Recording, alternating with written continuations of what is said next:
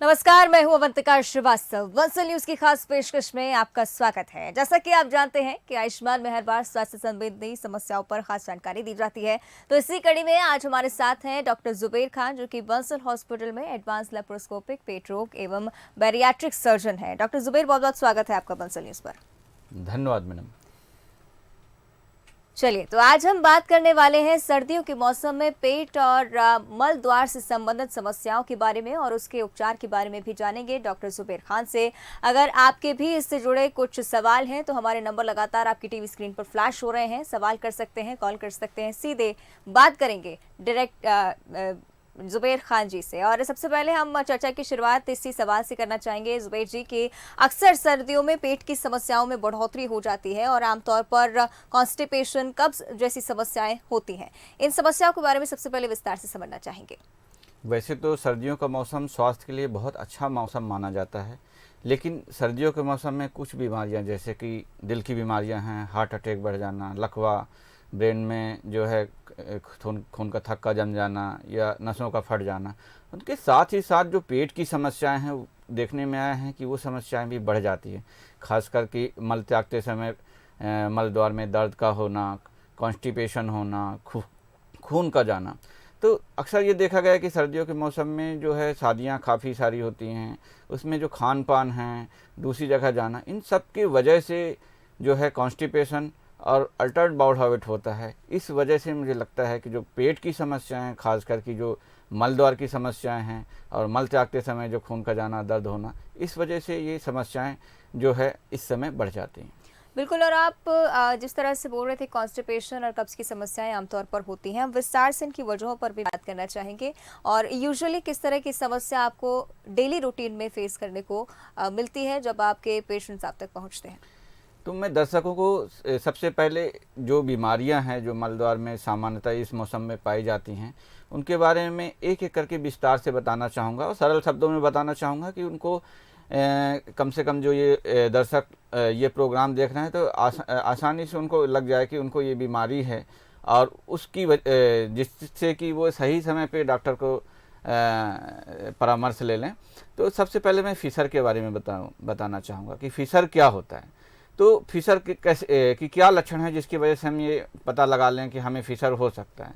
तो मल त्यागते समय जो है मल द्वार में काफ़ी तेज़ दर्द होना और उसके बाद भी दर्द का बना रहना, कॉन्स्टिपेशन कहें या कब्ज का बना होना, और इसके अलावा कभी कभी जो है खून का भी जाना। तो ये जो होता है फिशर की वजह से हो सकता है। अब फिशर कितने प्रकार के होते हैं? जनरली ये दो प्रकार के होते हैं, जिसे कि हम प्राइमरी कहते हैं, जिसमें कि जो हम अगर मल द्वार को अगर कहें कि उसके सामने हिस्से में, जिसको कि एंटीरियर कहें या पोस्टीरियर, तो सामान्यतः पोस्टीरियर हिस्से में जो मल द्वार है उसमें थोड़ा सा कट का लग जाना या कहें कि थोड़ा सा अल्सर का बन जाना, इसे हम फिशर कहते हैं। तो जो प्राइमरी फिशर होता है सामान्यतः वो इस वजह से होता है क्योंकि जब आप कॉन्स्टिपेशन होता है उसकी ट्रॉमा की वजह से जो मल द्वार की जो लेयर होती है वो उसमें कट लग जाती है, जिसकी वजह से जो मल द्वार के आसपास की जो मसल होती है उसमें स्पाजम हो जाती हैं और वो सिकुड़ सी जाती हैं। उस वजह से जो है मल त्यागते समय दर्द होता है। बाकी जो सेकेंडरी हम बोलते हैं वो दूसरी बीमारियों की वजह से होता है, जैसे कि क्रोन डिसीज हो या किसी को ट्यूबरकुलोसिस हो या किसी को कैंसर की समस्या हो, तो उसकी वजह से भी फिशर हो सकता है। फिर हम दूसरी बात करते हैं हीमोराइड्स या कहें कि बवासीर। तो बवासीर में जो होता है, जो खून आता है वो जनरली पेनलेस होता है, दर्द रहित होता है और उसमें ब्लीडिंग होती है। साथ ही साथ उसमें कभी कभी मसें जो होती हैं, जब हम मल त्यागते समय जो जोड़ लगाते हैं उसकी वजह से कभी कभी मसे या मांस टाइप का कुछ बाहर से निकल आता है और कॉन्स्टिपेशन होता है। तो जो बवासीर है सामान्यतः उसमें कोई दर्द नहीं होता, लेकिन कभी कभी अगर बवासीर के साथ कोई और भी बीमारी है जैसे कि फिशर हो गया तो दर्द होगा, या जो बाहर पाइल्स होते हैं उसमें खून का थक्का जम जाता है, जिसको हम कि थ्रोम्बोटिक हेमोराइड्स बोलते हैं। तो उस समय भी जो है हीमोराइड्स में भी दर्द हो सकता है। तो हीमोराइड जो होते हैं तीन प्रकार के होते हैं। एक जो है बाहर दिखता है जिसमें कि ब्लीडिंग नहीं होती, एक जो होती है अंदर होती है जिसको कि हम इंटरनल कहते हैं। इसमें कभी कभी सिर्फ जो पेशेंट आता है वो खून मोशन जाते समय या मल द्वार से उसमें पेनलेस ब्लीडिंग का कंप्लेन करता है, और कभी कभी जोर लगाने पे उसमें मसे बाहर आ जाते हैं। और जो तीसरे प्रकार का है उसमें दोनों कंपोनेंट हो सकते हैं कि जो इंटरनल भी हो और एक्सटर्नल भी हो। अब हम तीसरी समस्या के बारे में जो एक समानता पाई जाती है मल द्वार में, हम फिस्टुला बोलते हैं। तो फिस्टुला के पेशेंट में सामान्यतः जो होता है, जो मल द्वार के सामने स्वेलिंग सी होती है, उसमें दर्द होता है और कभी कभी उससे मवाद आता है। तो ये जो होता है वो फिस्टुला होता है। ये कभी जब मवाद जो होता है जो फूट जाता है तो रिलीव हो जाता है, पेशेंट ठीक लगने लगता है, और कुछ समय बाद फिर से स्वेलिंग होती है या गठान सी बनती है, फिर से दर्द होता है फिर से, और उस समय उसको फीवर भी हो सकती है। तो ये जो है सामान्य मल द्वार की समस्या हैं। इसके अलावा बहुत सारी समस्याएं हैं, वो हम आगे उसके बारे में विचार विमर्श करें। बिल्कुल, और 3 बीमारियों के बारे में हमने विस्तार से जाना है। इस बीच कॉलर नरेंद्र हमारे साथ भोपाल से बने हुए हैं। नरेंद्र, आप अपना सवाल पूछ सकते हैं डॉक्टर जुबैर से। हाँ जी नरेंद्र, अपना सवाल पूछिए। हाँ, पेट में जलन। नरेंद्र जी, आपसे गुजारिश करूंगी कि आपने टीवी का वॉल्यूम थोड़ा कम कर दीजिए और अपना सवाल कीजिए। नरेंद्र जी, आप अपना समस्याएं बताइए प्लीज। चलिए आगे बढ़ते हैं। हम पेट उनसे में जलन और क्या संपर्क- बता रहे हैं आप? बिल्कुल, हम संपर्क नहीं कर पा रहे हैं नरेंद्र जी से, लेकिन आगे जरूर प्रयत्न करेंगे। लेकिन आगे बढ़ेंगे और हम चर्चा इस बारे में भी करना चाहेंगे। आपने बताया कि फिशर्स, फिस्टुला इस तरह की काफ़ी गंभीर बीमारियां होती हैं और कई बार कैंसर के भी लक्षण इन्हें माना जाता है। ऐसा कुछ है कि आगे जाकर ये कैंसर को लीड कर सकती हैं? तो मैं दर्शकों को यही बताना चाहूँगा कि मल द्वार से खून का आना सिर्फ बवासीर नहीं है। बहुत बार हमने देखा है कि ओपीडी में मरीज आता है और कोई भी समस्या हो मल द्वार से, वो यही बोलता है कि डॉक्टर साहब हमको बवासीर हो गया। तो मेरा यही कहना है कि जब मरीज आता है तो उसको सिर्फ एक ही बीमारी के बारे में पता होता है। तो मल द्वार से खून का आना ही सिर्फ बवासीर नहीं है, उसमें बहुत सारी गंभीर समस्याएं भी हो सकते हैं। ऐसे कोई मरीज जिसको कि मल द्वार से ब्लड आता हो, परिवार में उसको जो है बड़ी आंत का कैंसर की समस्या हो, या उसका वजन घट रहा हो, या उसकी जो मल त्यागने की जो वो है अल्टर्ड बाउल हैबिट हो, जी, तो ऐसे पेशेंट को कैंसर की संभावनाएं हो सकती हैं। तो सिर्फ मल द्वार से खून का आना सिर्फ बवासीर ही नहीं, और भी गंभीर समस्याएं हो सकती हैं। कभी कभी जो उम्र दराज लोग होते हैं उनमें जो बड़ी आंतें होती है उसमें डायवर्टिकुला बन जाता है और उसमें इन्फेक्शन हो जाता है, उसकी वजह से भी ब्लीडिंग हो सकती है। दूसरी बीमारी हो गई जैसे ट्यूबरकुलोसिस हो गया, या फिर इन्फ्लेमेटरी बाउल डिसीज हो गया, क्रोन डिसीज हो गया, उसमें भी ब्लड आ सकता है। कभी कभी जो है गुदाद्वार का कैंसर होता है, उसकी वजह से भी ब्लीडिंग हो सकती है। पर और ज़्यादातर सामान्यतः ऐसा देखा गया है कि जो उम्र दराज के लोग हैं उनको कार्डियक बीमारी होती है, या फिर उनको जो लकवे की समस्या होती है, उसकी वजह से भी उनको खून पतला करने वाली दवाइयाँ चलती हैं। तो उस वजह से भी अगर छोटी मोटी अगर बड़ी आंत या छोटी आंत में अगर जख्म है तो उसकी वजह से भी ब्लीडिंग हो सकती है। तो ब्लीडिंग का आना मल द्वार से सामान्य समस्या के अलावा भी गंभीर समस्याएं हो सकती हैं, इसलिए डॉक्टर को दिखाना जरूरी है। बिल्कुल, यानी कि कई सारे कॉम्प्लिकेशंस लीड करते हैं इसके साथ साथ। और ये भी समझना चाहेंगे आपसे सर कि कॉम्प्लिकेशंस होते हैं, साथ ही कब्ज और कॉन्स्टिपेशन जैसी बीमारी काफ़ी आम हो जाती है। क्या होता है, किस कारणवश ये बीमारी होती है? जो जितनी भी हमने बीमारियों के बारे में आपसे चर्चा की, उसमें जो मुख्य कारण है वो है कब्ज। कि जब आप मल त्यागने जाते हैं तो मल अच्छे से नहीं आता, आपको अधूरा फीलिंग होता है, या बहुत टाइट लगता है, या आपको ताकत लगानी पड़ती है ज़ोर से, या हफ्ते में 3 दिन जानी पड़ती है, या जो मल है वो काफ़ी हार्ड या दाने दाने की तरह आते हैं। तो ये सारी जो समस्याएं हैं कब्ज है। अब कब्ज जो है क्यों होती है, तो इसमें तो कुछ कारण है कि जिसका कि आपकी जो बड़ी आंतें हैं वो स्लो चल रही हो, या कुछ गंभीर बीमारियां, या कुछ ऐसी बीमारियां हैं जैसे ओडीएस वो है, तो वो एक अलग बीमारी हो गई। जो दूसरे कारण है कब्ज के, उसमें हम बताना चाहेंगे कि जैसे खान पान का जो बहुत बड़ा इसमें योगदान है कि अगर आपके खान पान में फाइबर्स जो बोलते हैं, फाइबर्स की कमी है, पानी कम मात्रा में लेते हैं, या उन लोगों को जैसे खास करके प्रेगनेंसी में जब पहला महीना होता है तो काफ़ी उल्टियाँ होती हैं, तो उस वजह से भी आपको डिहाइड्रेशन और खान पान अच्छा नहीं हो पाता, या खास करके जब प्रेगनेंसी के लास्ट समय में या गर्भावस्था के बाद जो है कॉन्स्टिपेशन महिलाओं में ज़्यादा देखी जाती है। उम्र दराज लोगों में मिलती है समस्याएं ज़्यादा मामलों में, या ऐसे पेशेंट जो लंबे समय से आईसीयू में एडमिट हैं या जिनको सही मात्रा में जो है खुराक नहीं मिल पाती, तो इन लोगों को जो है कॉन्स्टिपेशन ज़्यादा होता है। और या उन लोगों को जो दवा ले रहे हैं तो दवाइयों की वजह से भी कॉन्स्टिपेशन होता है। बिल्कुल, यानी कि कई सारे कारण हो सकते हैं इस बीमारी के। इस बीच एक कॉलर डॉक्टर सुरेश हमारे साथ ग्वालियर से बने हुए हैं। सुरेश जी, आप अपना सवाल पूछे। हाँ डॉक्टर साहब, मेरा सवाल ये है यस सर। कि वैसे तो ब्लड नहीं आता, पर कभी कभी जी जैसे महीने 2 महीने में ब्लड आ जाता है लेटर में। जी जी। तो और गांठ है नहीं, कोई बवासीर का कोई बता भी नहीं है। जी जी, तो आपने डॉक्टर को दिखाया आपने? हाँ दिखाया था, तो हमने यही कहा ये कब्ज की वजह से है, कब्ज जो रहता। अच्छा, आपकी तो उम्र कब्ज कितनी की है दवाई सर? दी थी, कब्ज तो नहीं है। हाँ उम्र कितनी है आपकी? उम्र है 62 साल है। हाँ, तो मैं आपको यही बताना चाहूँगा कि जब भी लेट्रिन के रास्ते से या मल द्वार से ब्लड आता है तो कम से कम एक बार आपने डॉक्टर को दिखाइए। और आपका उम्र जैसे कि 62 ईयर है, तो हम एक बार जो है स्क्रीनिंग करते हैं कोलोनोस्कोपी करके कि बवासीर है या कोई ऐसी समस्या तो नहीं, जैसे उम्र के साथ साथ डायवर्टिकुला बन जाते हैं, कभी कभी किसी पेशेंट को कैंसर की भी समस्याएं होती हैं। तो एक बार जो है आप वहाँ पे हैं सर्जन को या आपके गैस्ट्रोएंटरोलॉजिस्ट जो हैं पेट रोग विशेषज्ञ को दिखाएं और एक बार जांच करवा लें कि ऐसी समस्याएं तो नहीं हैं। अगर ऐसी नहीं है तो आपको खान पान और ये सारी चीज़ें करना है, इससे आपकी ये समस्याएं ठीक हो जाएंगी। चलिए, आशा करते हैं कि डॉक्टर सुरेश को उनका जवाब मिल गया होगा। डॉक्टर जुबेर, इस तरह की कन्फ्यूजन कई बार रहती है कि किस तरह के लक्षण दिखने पर ये समझ जाना चाहिए कि अब डॉक्टर को दिखाना ज़रूरी हो गया है, साथ ही किस स्पेशलिस्ट को कंसर्न करना ज़रूरी है इस बीमारी में। समानता जो अगर है कि कॉन्स्टिपेशन हुआ, जैसे हम कहीं शादियों में गए या किसी जगह में गए तो 1 या 2 बार कॉन्स्टिपेशन होता है, जैसे मैंने बताया कि आपको अपने खान पान में सुधार कर लें या हाई फाइबर डाइट लें, इससे आराम मिल जाता है।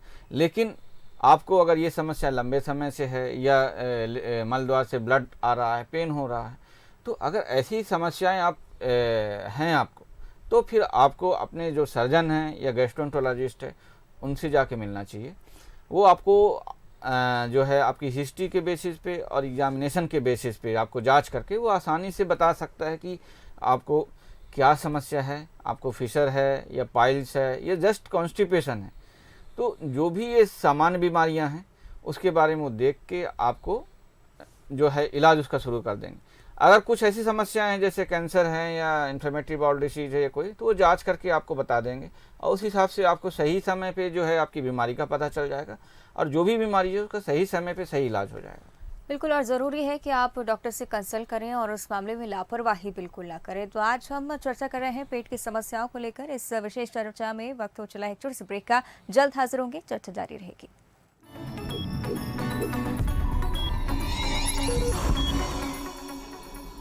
चलिए, एक बार फिर आपका स्वागत है आयुष्मान में और पेट की समस्याओं पर हम चर्चा कर रहे हैं। इस बीच एक कॉलर का हम रुख करेंगे जो कि दुर्ग छत्तीसगढ़ से हमारे साथ बने हुए हैं। मनोज जी, अपना सवाल पूछिए। नमस्कार डॉक्टर साहब। हाँ नमस्कार मनोज जी, बताइए। सर सुबह पेट बराबर साफ नहीं होता जी। 2 बार जाना पड़ता है और कई बार 1 बार जाने के बाद में भी पेट में भारीपन रहता है। अच्छा, आपकी उम्र कितनी है सर? जी सर, मेरी सर 51 है। आपका खान पान कैसा है? खान पान ठीक है सर, मतलब सामान्य खाना। शाम को भी मैं जल्दी खाना खा लेता हूँ, रात में जैसे 7 बजे तक खा ही लेता हूँ, ऐसा भी नहीं लेट नाइट खाना खाता हूँ करके। जी जी। खान पान में आप सलाद लेते हैं या फिर फल लेते हैं? नहीं, रोटी सब्जी सर, रोटी सब्जी रात में लेता हूं। हाँ, तो मेरा यही कहना है कि हम अगर खान पान सही करें, ये जो बीमारी है जिसको आपकी जो समस्या है, आपके बातों से लग रहा है कि ये कब्ज की समस्या है, तो कब्ज होने का जो कारण है उनमें से हमारे खान पान में जैसे पानी का कम मात्रा में लेना, ठीक है, या फिर हमारे खान पान में जो है फाइबर रेशेदार जो भोज्य पदार्थ है उनकी कमी की वजह से होता है। तो मैं आपको यही कहना चाहूँगा कि आप अपने खान पान में जैसे पानी खूब सारा मात्रा में लें, दही लें, छाछ लें और साथ में कुछ फलों का सेवन करें, हरे पत्तेदार सब्जियां लें, लौकी, गिलकी, तरोई ये लें और आप पाएंगे कि आप ये जो समस्या है उससे आपको आराम मिल जाएगा। कभी कभी इन सब चीज़ों के बावजूद भी अगर आराम नहीं मिलता तो फिर कुछ आपको डॉक्टर को दिखाना है। डॉक्टर देख के कुछ दवाइयाँ प्रिस्क्राइब करता है, तो उससे आपको ये समस्या से समाधान मिल जाएगा। चलिए, आशा करते हैं कि मनोज जी को उनका जवाब मिल गया होगा और आगे बढ़ाएंगे हम चर्चा को। जिस तरह से हम बीमारियों पर डिस्कस कर रहे थे, अब आपसे सर ये समझना चाहूँगी कि इन बीमारियों के लिए किस तरह की जांचें होती हैं। तो जैसे कि इन बीमारियों में मैंने आपको बताया, जो एक एक बीमारियों के बारे में आपको जो इनके जो सिम्टम हैं, इनका जो कि कैसे प्रेजेंट होते हैं, उसके आधार पे और डॉक्टर जनरली जो मल द्वार है उसको देख के आसानी से इसके डायग्नोसिस बनाया जा सकता है। लेकिन जैसे कुछ समस्याएं हैं कि आपको फीवर भी है, वेट लॉस है, एनोरेक्सिया है, या उम्र आपकी ज़्यादा है, या परिवार में कैंसर की हिस्ट्री, तो ऐसी अगर समस्याएं हैं तो फिर हमें सिग्माइडोस्कोपी या कोलोनोस्कोपी जैसे जांच हैं, सीटी स्कैन, ये भी कराना पड़ सकता है। और अगर फिस्चुला जैसी समस्याएं लगती हैं, अगर जैसे कि हमने बताया, तो अगर फिस्चुला लगता है तो हमें फिर एमआरआई की भी ज़रूरत पड़ती है। वैसे ये जो बीमारी है सामान्यतः हिस्ट्री और क्लिनिकल एग्जामिनेशन के बेस पे ही हम बना सकते हैं, और ओपीडी बेसिस पे ही हम प्रोक्टोस्कोपी करके देख सकते हैं कि ये फिशर है, कि पाइल्स है, या हेमोराइड्स है, या फिस्चुला है। तो बहुत ही आसानी से ये बीमारी कुछ ही जांचों के द्वारा ही डायग्नोस कर सकते हैं। बिल्कुल, डायग्नोस करने में आसान बीमारी है। और अब इलाज के बारे में भी मैं जानना चाहूँगी, किस तरह से इलाज होता है इन बीमारियों का। मैडम, मैं इसके बारे में बताना चाहूँगा कि ये जो बीमारी है हमारे दिनचर्या और खान पान की वजह से हो सकती है। तो सबसे पहले जो हम कर सकते हैं ये बीमारी को कि इसको होने ना दें, तो उसके लिए है कि हम अपने खान पान में जो है पानी का खूब मात्रा में इस्तेमाल करें। खाने पीने में हम हरे पत्तेदार सब्जियां, सलाद और फलों का सही मात्रा में सेवन करें। इसके अलावा अंकुरित दालें हैं जो उसकी सही मात्रा में उपयोग करें, और सही टाइम पे उठने की कोशिश करें, सही टाइम पे सोने की। अगर आपको मल त्याग की इच्छा हो तो उसको रोकें नहीं, उसी समय पे जाएं। अगर आप रोकते हैं तो धीरे धीरे जो उसकी सेंसेशन है वो कम होती जाती है, फिर आपको कब्जियत की समस्या होने लगती है। ये तो हो गया हमारा जो कि हम इसको कैसे प्रिवेंट करना, कैसे इससे हमको बचाव करना। इसके अलावा अगर ये होती है तो आपको डॉक्टर देखता है और उसके जो बीमारी है उसके हिसाब से आपको वो दवा जो है प्रिस्क्राइब करता है कि कौन सी दवा कितने दिनों तक लेना है और कैसे लेना है। को उसके इस्तेमाल से हम ये जो बीमारियां हैं उससे हम निजात पा सकते हैं। साथ ही इसकी सर्जरी के बारे में मैं आपसे समझना चाहूँगी, अगर बिना टाँके की सर्जरी होती है तो क्या मरीज़ को अस्पताल में रुकने की ज़रूरत पड़ती है या फिर रेस्ट लेने की, बेड रेस्ट की ज़रूरत पड़ती है? सामान्यतः ये जो बीमारियां हैं, खास करके हम अगर फिशर की बात करें तो हमारे मरीज जो हैं 80 से 90% सिर्फ मेडिकल ट्रीटमेंट से ही ठीक हो जाते हैं। लेकिन ऐसा देखा गया कि कुछ मरीज जिनको कि लंबे समय से हैं ये बीमारी है, जैसे कि फिशर की बात करते हैं, जो मेडिसिन से इम्प्रूव नहीं हो रहा, तो ऐसे मरीजों के लिए हम बहुत ही एक सिंपल सर्जरी करते हैं जिसमें कि मरीज़ को 5 से 10 मिनट में ही ऑपरेशन हो जाता है, जिसमें कि कोई टाँके लगाने की ज़रूरत नहीं पड़ती है, और मरीज़ को हम एक ही दिन रोकते हैं, नेक्स्ट डे से वो डिस्चार्ज हो जाता है। और देखने में ये आया है कि उसको नेक्स्ट जो मल त्याग है या मोशन कहें, बहुत ही आसानी से होता है और बहुत ही सिंपल ऑपरेशन है। तो ऐसे मरीज खासकर जिनको कि ये सिंपल जो दवाइयाँ हैं और इन सब चीज़ों से अगर आराम नहीं मिलता है, तो ऐसे 10 से 15% पेशेंट हैं, हम उनको सर्जरी करते हैं जिसमें कि कोई टाँके लगाने की जरूरत नहीं पड़ती, कोई बाहर से घाव ऐसा दिखता नहीं, और पेशेंट बहुत ही जल्दी ठीक होकर अपने घर में चला जाता है, अपना काम काज करने लगता है। दूसरी अगर हम हीमोराइड्स की बात करें तो उसमें भी हम स्टेपल हीमोराइडोपेक्सी करते हैं। अगर वो ग्रेड 3-4 प्रोलेप्स्ड हीमोराइड हो, उसमें भी पेशेंट को एक ही दिन रुकना पड़ता है, नेक्स्ट डे से कोई ऐसे बाहर कोई चीरा या ऐसे टाँके नहीं लगते, तो उसमें भी पेशेंट को बहुत ही आसानी से जो ये बीमारी है उससे निजात मिल जाता है। और सामान्यतः ये जो ऑपरेशन है या सर्जरी है बहुत ही दर्द रहित है, तो मरीजों को डरने की ज़रूरत नहीं है। ऐसे मरीज जिनको कि दवाइयों से आराम नहीं मिल रहा है और सारे जतन कर लिए हैं और ठीक नहीं हो रहे हैं, तो उनको बहुत ही सिंपल ऑपरेशन के द्वारा भी हम इनको ठीक कर देते हैं। बिल्कुल, और इसी बीच में महिलाओं पर भी नज़र डालना चाहूँगी, जिस तरह से महिलाओं में ये समस्या काफ़ी आम हो जाती है, कॉन्स्टिपेशन या पाइल्स की अगर बात करें, क्योंकि मेंस्ट्रुएशन और प्रेगनेंसी में कई बार काफ़ी कॉम्प्लिकेशंस आते हैं, उनके लिए क्या कुछ सुझाव? खास करके जो महिलाएं हैं वो फास्ट फूड कहें बहुत ज़्यादा मात्रा में लेती हैं, पानी का सेवन बहुत कम करती हैं, और ख़ास करके उन महिलाओं को जो कि गर्भावस्था के दौरान उनको उल्टियाँ होती हैं या फिर हाई फाइबर डाइट नहीं ले पाती, उनको ये समस्याएं होती हैं।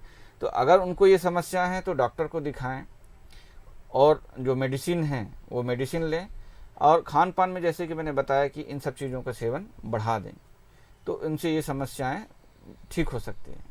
साथ ही मैं डाइट का भी जिक्र करना चाहूँगी। आप बार बार कह रहे हैं कि काफ़ी पोषण वाली चीज़ें ही खानी चाहिए डाइट में। अगर नॉर्मल रूटीन की बात की जाए, किस तरह का डिफरेंस हम रूटीन में ला सकते हैं, किस तरह की चीज़ों को डाइट में इंक्लूड कर सकते हैं जिसकी वजह से ये बीमारियों से बचा जा सके?